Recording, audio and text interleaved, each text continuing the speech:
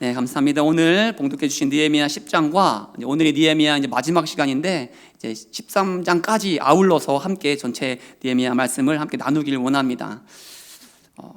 삶을 살다 보면 누구나 환상을 갖고 살아가는 것 같습니다. 저는 고등학생 때 그 힘든 시기를 대학교에 대한 환상으로 극복했던 것 같습니다. 제가 중학생 시절에 봤던 그 청춘 시트콤 남자셋 여자셋 혹시 아십니까? 예, 그걸 제가 보면서 대학생들은 저렇게 재미있게 노는구나. 그리고 대학교에 가면 저렇게 이쁜 누나들이, 이쁜 여자들이 있겠구나. 나도 가면 만날 수 있겠지. 예, 라는 소망과 기대와 환상을 갖고 힘든 고3의 시절을 이겨냈던 것 같습니다. 결혼을 앞두고도 마찬가지였습니다. 사랑하는 사람과 함께 아침을 맞이한다는 것. 그렇죠? 사랑하는 사람을 품에 안고 하루를 마무리할 수 있다는 것, 상상만 해도 기쁘고 행복하지 않았습니까? 그때는. 지금은 등을 맞대고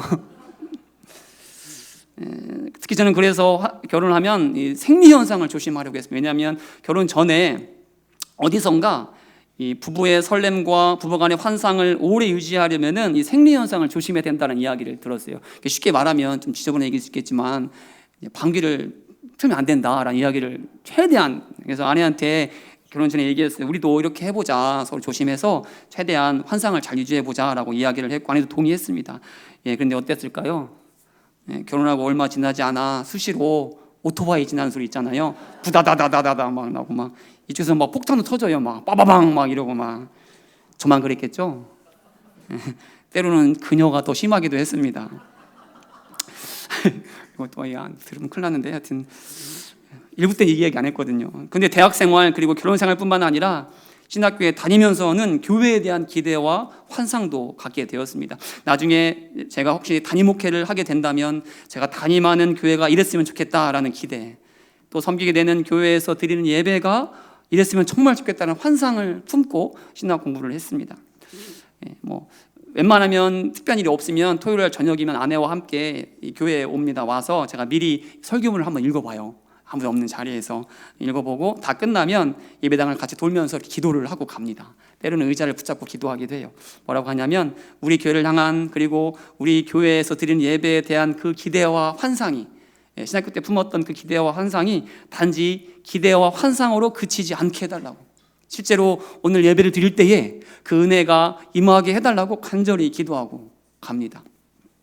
특히 지난주 설교 때 나누었던 느헤미야 8장의 말씀을 묵상하고 또 함께 나누면서 저는 더 우리 교회와 예배에 대한 간절한 마음을 품게 되었습니다.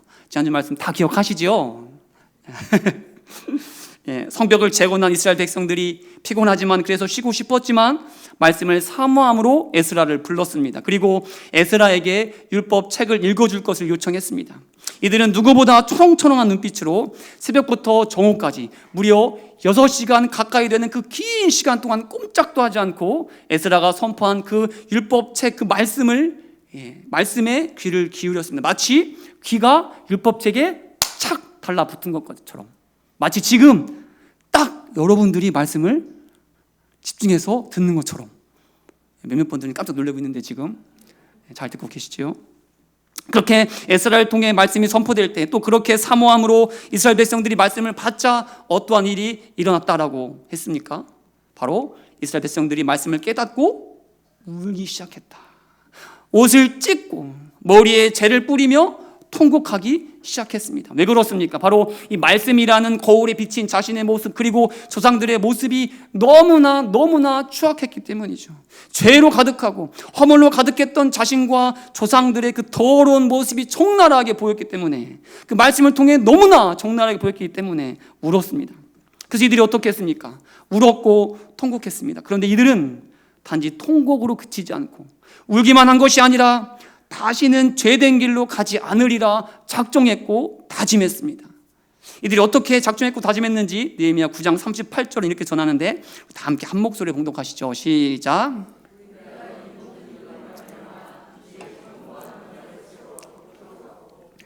방백들과 레위 사람들과 제사장들이 다 임봉하나이다 하였느니라. 그렇습니다. 작정하고 서명하고 반드시 지킬 것을 맹세한 다음에 도장을 찍어 밀봉했습니다. 오늘 본문 바로 앞 느헤미야 10장 1절을 보면 그렇게 임봉한 자들의 명단이 쭉 나오는데 제가 1절을 봉독합니다. 그 임봉한 자는 하가랴의 아들 총독 느헤미야와 시드기야로 해서 쭉 지도자였던 느헤미야부터 이후 명단을 보시면은 온 백성에 이르기까지 한 명도 빠짐없이 이들의 다짐을 담아 임봉했다라고 말씀을 전합니다. 그리고 이들의 다짐이, 이들의 결단이 얼마나 확고했는지를 보여주는 말씀이 또 나오는데 오늘 본문입니다. 본문 10장 29절도 우리 다 함께 한 목소리로 봉독합니다. 시작. 다 그들의 형제 귀족들을 따라 저주로 맹세하기를 우리가 하나님의 종 모세를 통하여 주신 하나님의 율법을 따라 우리 주 여호와의 모든 계명과 규례와 율례를 지켜 행하여. 보통 반성문을 써본 적이 있지 않습니까? 예, 저는 결혼 초에 많이 썼습니다. 아내한테 쓸 때 들어가는 필수 항목이 있지 않습니까? 뭐죠? 우선 무엇을 잘못했는지를 구체적으로 써야 됩니다. 꼭 구체적으로. 그리고 용서를 또 구해야 합니다. 그러면 끝난 거죠? 다 된 거죠? 완성이 된 거죠? 아니죠. 그렇습니다. 꼭 들어가는 문구, 만약 어길시, 만약 같은 잘못을 반복할 시 어떻게 하겠다. 주로 저는 돈을 요구했습니다. 돈도 없는데. 요즘 우리 아이들한테도 반성문을 가끔 쓰게 하는데 꼭 쓰게 합니다. 만약 또 어길 시 매를 몇 대 맞겠습니다라고 꼭 쓰시더라고요. 매를 3대 맞겠습니다. 또 자기 방 청소를 하겠습니다. 우리 첫째 주성이 같은 경우는 저녁을 굶겠습니다. 이런 말도 안 되는 약속을 쓰게 합니다. 오늘 본문의 맹세도 마찬가지입니다. 다짐하고 서약했습니다. 결단하여 임봉했습니다. 그런데 그것으로 그친 것이 아니라 이들은 어떻게 맹세했습니까? 저주하여 맹세했습니다. 만약 같은 잘못을 반복할 시, 만약 같은 죄를 또 저지를 시 그 어떠한 하나님으로부터 그 어떠한 죄도 벌도 징계도 달게 받겠습니다라고 자발적으로 다짐하여 맹세했다라는 겁니다. 어떻습니까? 이들의 다짐이, 이들의 결의가 대단하지 않습니까? 그런데 이들은 다짐으로 끝이 아니었습니다. 보통 다짐만 하고 결단만 하고 끝인 경우가 얼마나 많습니까? 대부분이 작심삼일 아닙니까? 하지만 이들은 결의만 대단했던 것이 아니라 다짐만 대단했던 것이 아니라 실제로 이들은 삶으로 살아냈다라는 겁니다. 맹세한 것들을 놀랍게도 지켜냈다라는 거예요. 이들은 다짐하고 약속한 대로 이방 여인과 결혼하지 않았습니다. 안식일을 구별하여 거룩하게 지켜냈습니다. 또 안식일에 바칠 예물, 제물과 성전에 필요한 모든 것들을 아낌없이 하나님께 내어 드렸다라는 겁니다. 딱 제가 토요일마다 이곳 예배당에서 간절히 기도하며 기대했던 그 일들이, 정말 우리 교회에서 드리는 예배가 이랬으면 좋겠다라고 생각했던 그 일들이 마치 제가 환상으로 여겨졌던 그 모습 그대로 오늘 본문에 이스라엘 백성들이 예배했고 또 예배에서 받은 은혜로 한 주간 믿는 자답게 살아냈다라는 사실입니다. 저는 다시 한번 간절히 바라고 원하는 것은 우리 교회도 이 은혜가 임하기를 간절히 다시 한번 기대하며 기도하며 축복합니다. 이 환상적인 예배를 경험하고 그 은혜 가운데에 한 주간 믿음으로 살아내는, 믿는 자답게 승리하는 우리 모두가 될 수 있기를, 그래서 이곳 저곳에서 살아계신 하나님의 역사를 경험했다는 간증이 차고 넘치는 한 주간 보내는 우리 모두가 될 수 있기를 간절히 기대하며 기도하며 또 축복합니다. 서로 바라보시면 이렇게 인사하면 좋겠습니다. 오늘 받은 은혜로 한 주간 승리합시다. 이렇게 인사하시죠. 아멘, 아멘. 다시 한번 간절히 축복하고 기도합니다. 그런데 오늘 느헤미야서가 이렇게 은혜롭게 마무리된다면 얼마나 좋겠습니까? 마치 아름다운 동화 속 이야기처럼 공주와 왕자가 오래오래 행복하게 잘 살았답니다라고 끝나면 얼마나 좋겠어요. 이들도 하나님의 자녀답게 하나님을 예배하며 오래오래 하나님과 행복하게 살았답니다라고 끝내주면 얼마나 좋겠습니까? 이제 느헤미야 13장을 보면 느헤미야가 잠시 예루살렘을 떠난 적이 있다라는 말씀을 전하고 있습니다. 우리 13장, 느헤미야 13장 6절 다 함께 봉독합니다. 시작. 그때에는 내가 예루살렘에 있지 아니하였느니라. 바벨론 왕 아닥사스 32년에 내가 왕에게 나아갔다가 며칠 후에 왕에게 말미를 청하고. 그렇습니다. 느헤미야가 예루살렘에 있지 아니했다. 잠시 떠나 있었다.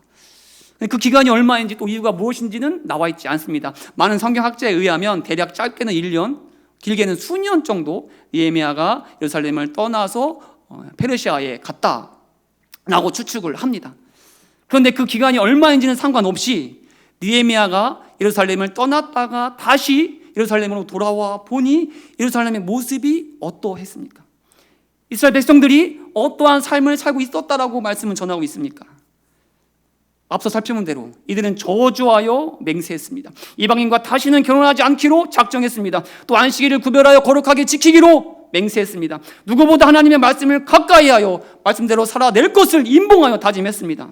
그리고 놀라운 것은 다짐한 대로 살아냈다는 겁니다. 정말로 대단한 결심이었고 더 놀라운 실천이었습니다. 그런데 잠시 예루살렘을 떠났던 느헤미야가 다시 예루살렘으로 돌아왔을 때 본 것이 무엇이었습니까? 잠시 떠난 사이에 예루살렘에서 어떠한 일이 일어났다라고 말씀을 전하고 있습니까? 우리 느헤미야 13장 15절을 다 함께 봉독하시죠. 시작.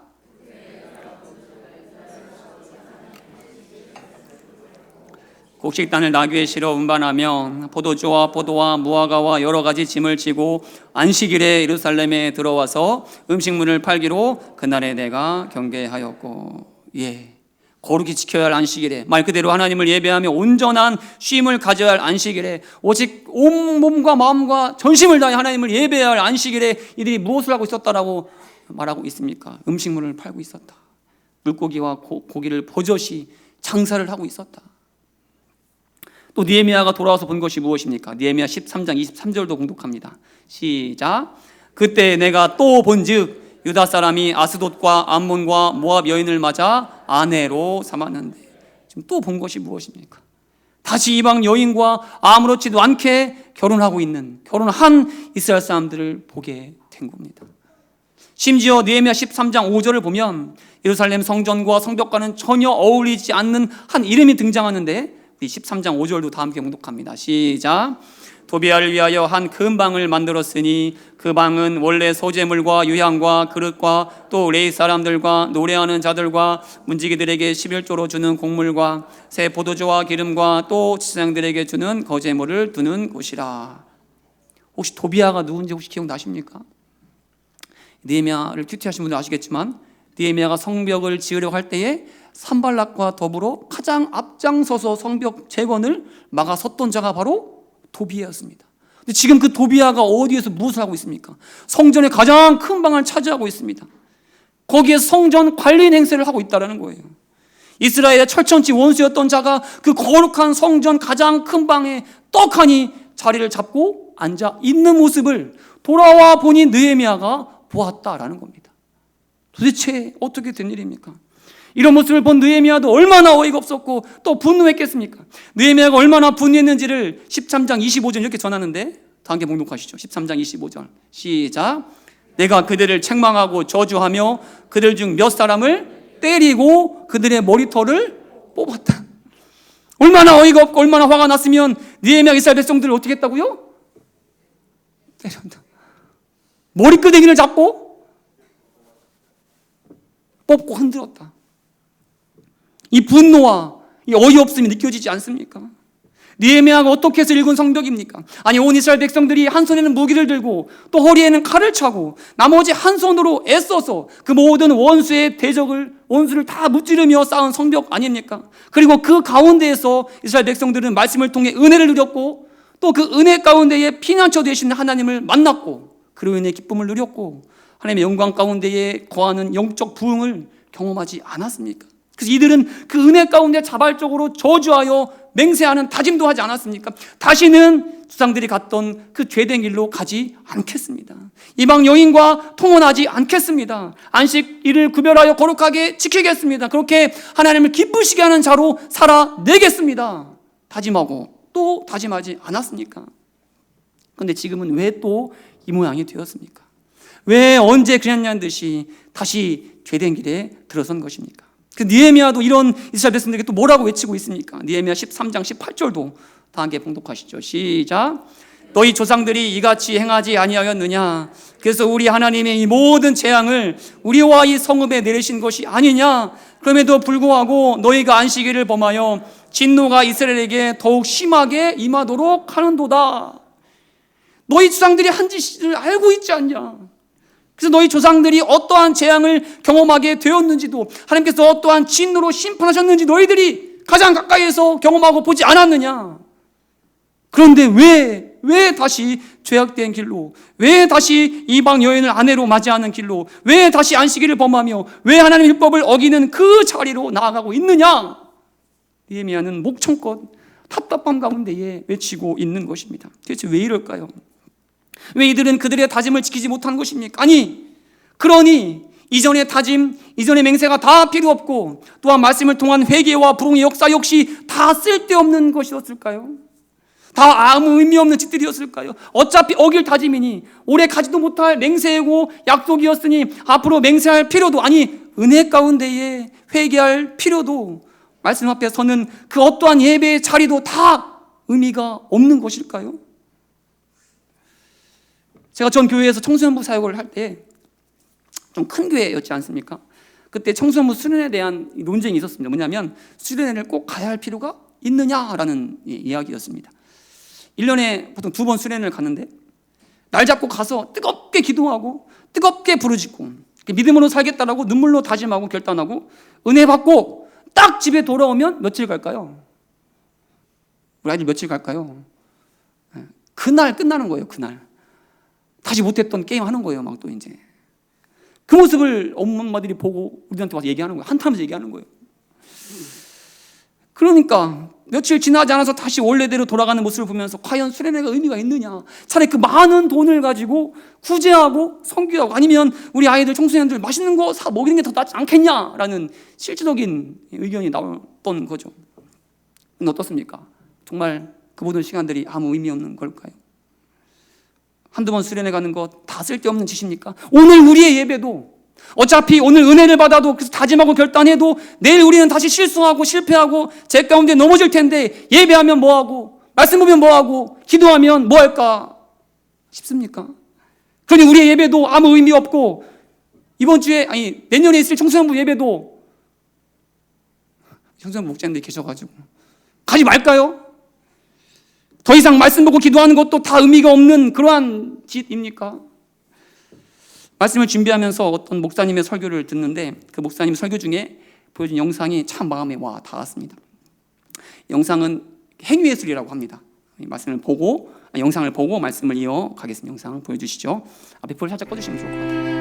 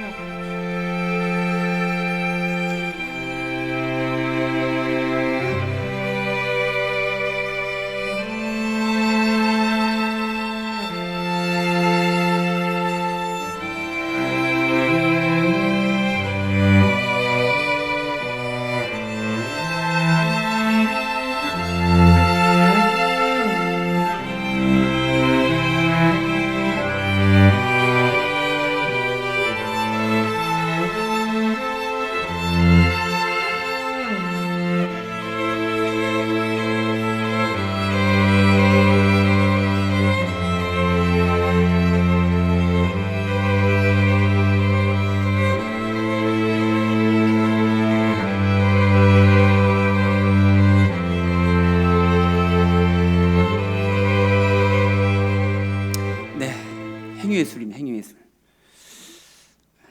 우리가 생각하기에 성공은, 승리는, 그림 띄워주시죠. 저 그림처럼 직선이라고 생각합니다.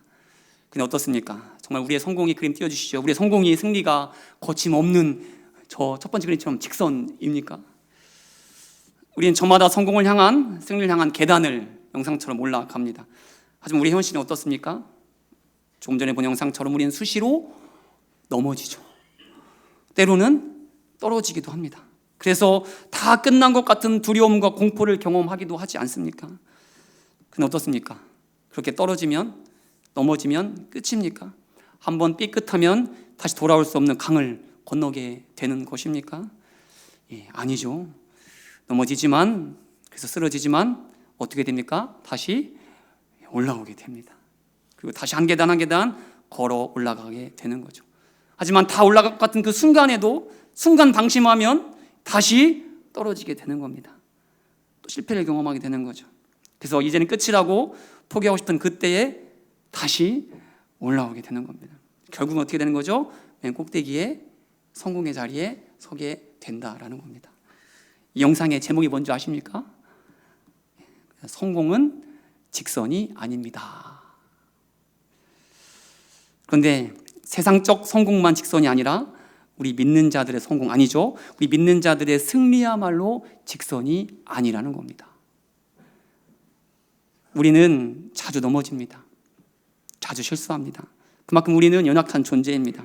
그만큼 우리는 부족하고 미련한 존재입니다.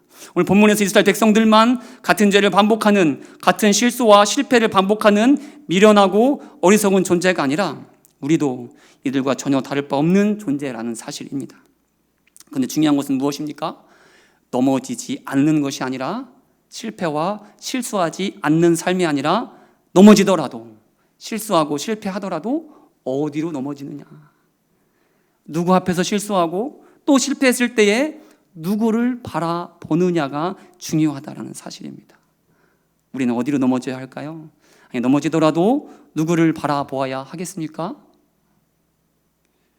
바로 십자가 앞에서, 바로 예수님 앞에서 우리의 연약함, 우리의 부족함을 다 아시는, 그리고 다 받아주시고 품어주시는 그 예수님 앞에서 넘어지는 것, 또 넘어지더라도 예수님 앞으로 다시 나아가는 것, 예수님을 바라보는 것, 그것이 중요하다라는 사실입니다.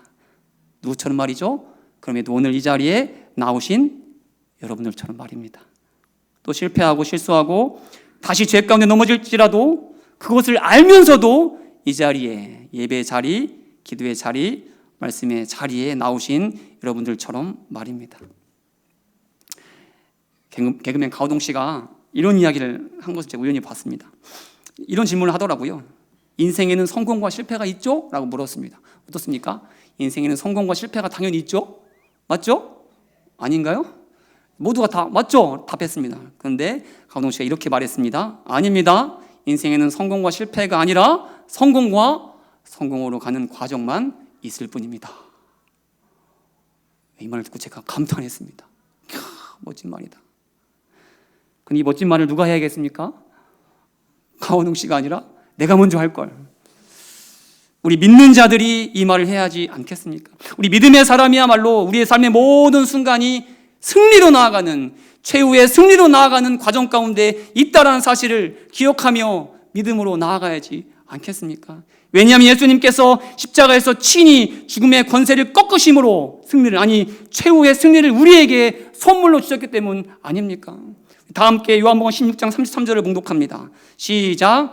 이것을 너희에게 이르는 것은 너희로 내 안에서 평안을 누리게 하려 함이라.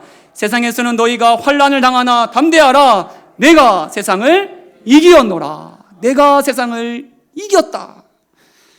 그러니 우리의 결국은, 우리의 결말은 무조건 승리, 무조건 해피엔딩이 되는 것입니다. 지금은 뒤로 가는 것 같고, 지금은 낭떠러지에 떨어지는 것 같을지라도, 그래서 지금 다 끝난 것처럼 보일지라도 결코 끝이 아니라는 겁니다. 결코 진 것도 아니라는 겁니다. 우리는 지금도 승리로 가는 과정 가운데 있다라는 사실입니다. 그러니 지금 이 시간이 아무 쓸데없는 시간입니까? 그럼에도 말씀 앞에 서는 것, 기도의 자리에 서는 것, 주 앞에 엎드리는 것, 결코 쓸모없는 시간이 아니라는 겁니다. 결코 아무 의미 없는 직과 행동이 아니라는 겁니다. 오히려 그러니 새로운 한 주간에도 우리를 인도하실, 우리에게 힘주실, 우리를 붙잡아 주실 그 하나님을 의지하며 하나님 바라보며, 그럼에도 주 앞에 엎드리는, 또 넘어지면, 또 실수하면, 또 실패하면 그러니 다시 주 앞에 나와 엎드리는 예배의 자리, 기도와 말씀의 자리에 나와 하나님이 그때마다 주시는 힘과 은혜로 다시 일어서는, 다시 우리에게 주어진 믿음의 길을 걸어가는 우리 모두가 될 수 있길 온 마음 다해 축복합니다. 함께 기도하시겠습니다.